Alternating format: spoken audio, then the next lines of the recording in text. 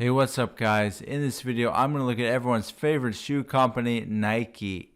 I'm going to look at their financial statements, look at their growth prospects, use an intrinsic valuation model, and ultimately try and figure out what is the fair value for their stock and is it time to buy it or not. If you're new to the channel, my name is Dan. I do a lot of stock analysis on this channel. So if you're into that kind of thing, hit that subscribe button so you can check out more videos like this one. Alright, let's get started.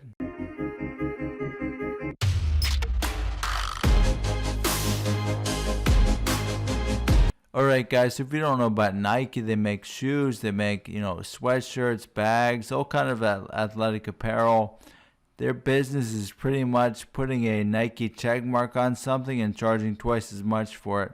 Okay, but seriously, they do have some brand power. Here's a breakdown of their revenue by region. They are dominant in North America, 41% of their revenue comes from there. But they have revenue all over, so you got a lot of diversification as far as currency risk.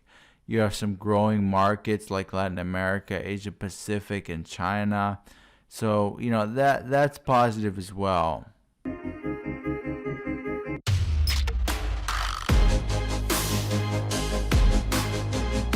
Alright guys, so before we have a deep dive into their financials, let's just have a quick look at their stock. Their stock is up close to 50% over the past year. If we zoom out to the 10-year window, it's up about 500%. So Nike has done very well. Will they do well going forward? It's hard to say. Right now, their valuation strikes me as being rich with a PE ratio of about 45 and a dividend yield of less than 1%. However, we really haven't had a look at their growth prospects or their risks. So it could be very overvalued or it could actually be a good deal. We're going to have to see about it. So here is Nike's balance sheet. They have a liabilities-to-assets ratio close to 70%. That is a fair bit of leverage. 27% debt-to-assets ratio as well. So that is something to consider, the amount of leverage they have there. As far as liquidity concerns, their current ratio is very healthy at 2.6. The quick ratio as well is almost 2. So very healthy. If you don't know any of these ratios, check them out in the description below. But these are both liquidity ratios. Interest coverage ratio above 16. Very healthy. So despite that debt, their interest expense is quite low. What's also interesting is that they have quite a bit of cash on hand. 33.9% of all their assets are cash. So in fact, if they wanted to, they could just pay off that debt anytime they pleased. So they're actually in a lot better financial shape than I initially thought when I looked at their liabilities to assets ratio there. They're doing very well here. Only 32% of their assets are long-term. So that is nice to see. They're not so reliant on lots of long-term assets like land and factories and things.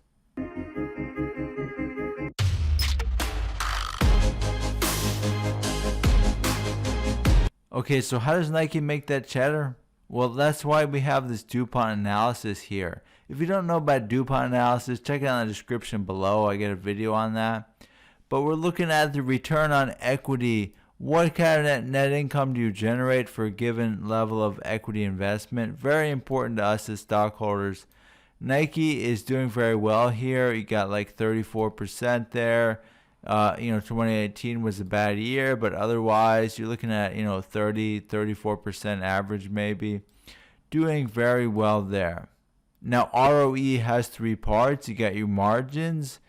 For Nike, they make physical products. The margins are never going to be amazing, but their margins are not bad. I don't like to see them trending in this direction. They were 10% or 12%. I hate to see them, at 6 or 7%. We'll have to keep an eye on that, but at least they have gone up in the past trailing 12-month period relative to 2020. Asset turnover is also very good. So for every dollar of assets, how many dollars in sales can you generate? And for Nike, it is more than one. So, for their company, I think that's pretty impressive. Although, obviously, it did go down the past trailing 12-month period. people don't really want to look fashionable when they're at home all the time. I understand that, but I predict that it'll go back up again. So overall, I like their business pretty well. What we're looking at here is dividends and buybacks per share for Nike over the past 5 years. So you see in blue, they have a pretty good dividend streak here, 70 cents per share all the way up to $1.01 per share most recently. They actually spend just as much, if not more, on share buybacks. So share buybacks are always good to see. That leads to price appreciation. What we're looking at here is payout ratios in blue. So the payout ratio is how much dividends you pay as a percentage of your profits. Nike here is really not getting even close to 50%, which means they have a lot of room to grow that dividend, so that's awesome. The only problem I see here in green is the modified payout ratio. So what that's telling me is that when you factor in the money they spend on buybacks, they are going over 100% of what they make. And obviously, as you guys know, you can't spend more than you make forever. That's going to be a problem. So that's something to keep in mind going forward. So these share buybacks have been amazing for shareholders. As you can see here, they had about 1.8 billion shares outstanding in 2012. That has gone down. It is now about 1.57 billion shares outstanding. But as you can see, the pace of buybacks has slowed down.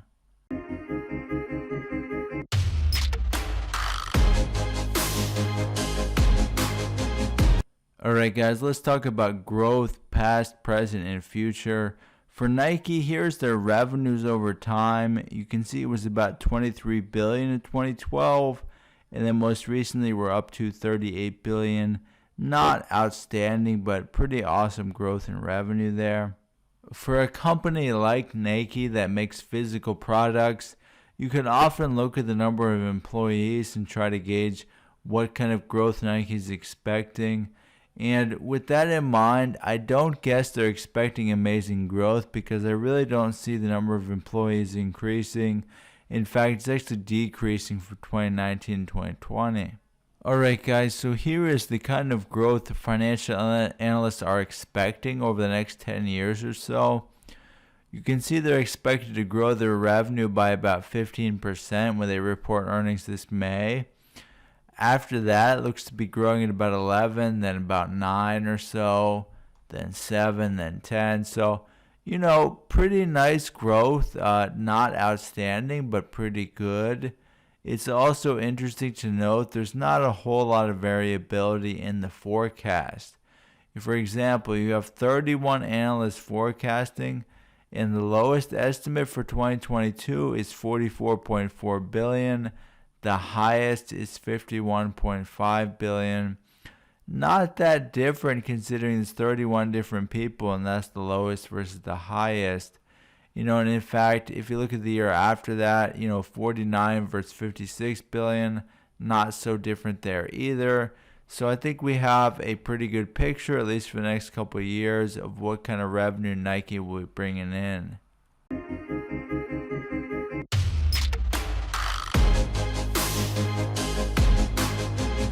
Alright guys, so at this point in the video, it's time to use an intrinsic valuation model to try and value Nike stock. Let's go with the free cash flow to equity model. Now, to make the model work, I need to forecast the free cash flow to equity for about the next 10 years.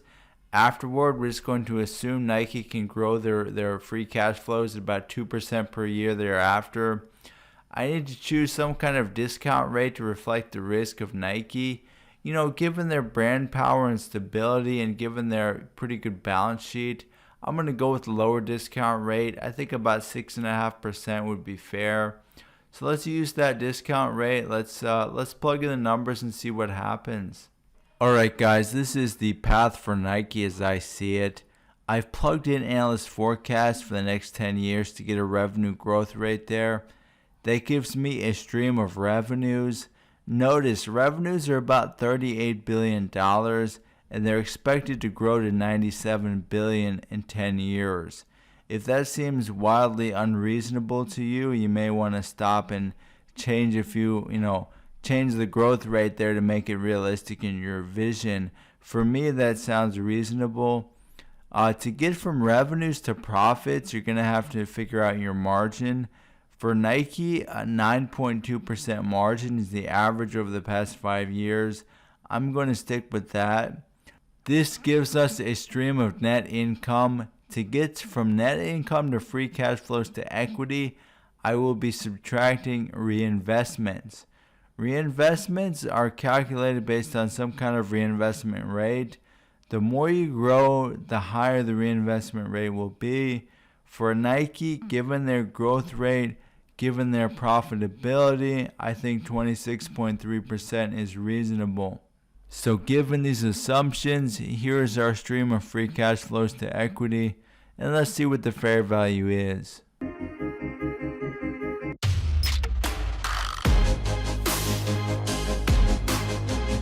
Alright guys, we have a stream of free cash flows to equity. We then have a terminal value in year 11, assuming they can just grow their cash flows at 2% per year after that. If I take all of those values and discount them back to present value using a 6.5% discount rate, I'm left with a total firm value of the following. You've got cash on hand of about $11.8 billion. You've got the present value of the cash flows over the next 10 years. That's about $33 billion. Then you got a terminal value of about $80 billion. You put it all together, the company's stock should be worth about $125 billion, or about $80 per share. Now, this is far less than what it's trading for right now. So let's revisit our map and see if there's some kind of assumption we can change here to make it a good deal. Alright guys, so I'm looking at my path for Nike again. The revenue growth, I can't really see it being any better. The reason I say that is Nike is already a gigantic company, and larger companies are going to have a hard time achieving higher growth rates. One thing that could be better is their net income margin. So let's change that from 9.2% to, we'll say about 12.5%. So if we change that assumption, the reinvestment rate is going to change because, the company's more profitable. They don't need to reinvest as large a percentage of what they make. Let's see how the value changes. Okay guys, so even with the higher margins, the fair value for the company would still only be $111. You have to keep in mind we're only using a 6.5% discount rate or required rate of return. What that means is if the fair value were to be equal to the share price, you would get a 6.5% return on your investment. So this is a rather low discount rate and we still can't seem to make it a good deal. It's probably just not a good deal.